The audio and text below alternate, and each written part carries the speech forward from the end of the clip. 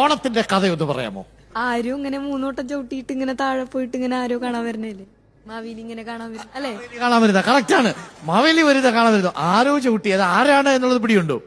ആരോ വേഷം മാറി വന്നാണ് എന്നാണ് തോന്നുന്നത്. കറക്റ്റ് ആണ്. അവർക്ക് മനസ്സിലാകുന്ന ഭാഷയിൽ പറയാം ഞാൻ. ബ്രോ ഒന്ന് ശ്രദ്ധിച്ചു നോക്കണോട്ടാ, നമ്മൾ എന്താണ് ഓണം എന്ന് വെച്ചിട്ടുണ്ടെങ്കിലേ, വൺസ് അപ്പോൺ എ ടൈം നമ്മുടെ കേരളം റൂൾ ചെയ്തിരുന്നത് മാവേലി എന്ന് പറയുന്ന ഒരു കിങ് ആണ്. Maveli, that's his name, Maveli. അവൻ മാവളി ഇങ്ങനെ റൂൾ ചെയ്യുന്ന ടൈമിന് നമ്മുടെ കേരളത്തിൽ മൊത്തം ഹാപ്പിനെസ് ആണ്, ഈക്വൽ ആണ്, നോ ഡിഫറൻസ്. മനസ്സിലായ? അപ്പൊ അങ്ങനെ ഇരിക്കുന്ന സമയത്ത് സ്കൈയിൽ ഇരിക്കുന്ന ഗോഡ്സ് ഇല്ലേ, ദേവേന്ദ്രൻ, ദാറ്റ്സ് ഹിസ് നെയിം. അപ്പൊ എനിക്ക് ഭയങ്കര ജലസിയായി. ഇവിടെ ഭയങ്കര ഹാപ്പിനെസ് ആണല്ലോ. അപ്പൊ അവിടുന്ന് ഹൈറ്റ് കുറഞ്ഞൊരു ബഡീനെ എർത്തിലേക്ക് സെൻഡ് ചെയ്യണം. മനസ്സിലായ?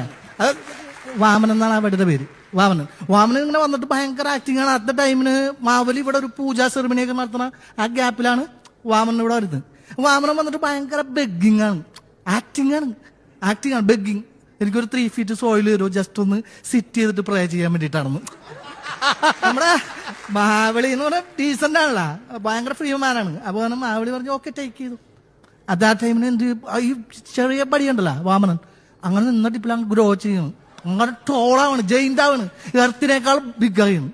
അപ്പൊ ഫസ്റ്റ് ഫീറ്റിന് ഈ എർത്ത് കംപ്ലീറ്റ് ആയി, സെക്കൻഡ് ഫീറ്റിന് സ്കൈ കംപ്ലീറ്റ് ആയി, തേർഡ് ഫീറ്റ് വെക്കാൻ സ്പേസ് ഇല്ല. മനസ്സിലായ? എവിടെ വേറെ സ്പേസ്? അത് അപ്പൊ മാവളി നീറ്റാണ്. മാവളി വന്നിട്ട് എന്ത് ചെയ്ത് ഈ ബാക്ക് ബോൺ ബെൻഡ് ചെയ്തിട്ട് ഹെഡ് അങ്ങ് ഷോ ചെയ്തിട്ട് ഇവിടെ പ്രസ് ചെയ്തോളം പറയും.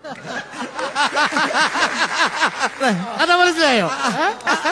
മനസ്സിലായി, അങ്ങനെ കംപ്ലീറ്റ് കഥയും മനസ്സിലായി. അങ്ങനെ ലെഗ് വെച്ച് പ്രസ് ചെയ്യുന്ന ആ ടൈമിന് എർത്ത് രണ്ടായിട്ട് സ്പ്ലിറ്റ് ആയിണ്.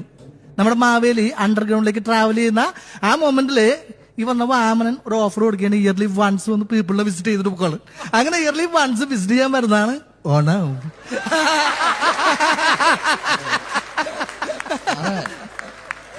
Thank you. ഒളിച്ചു കേട്ടോ ഇത്.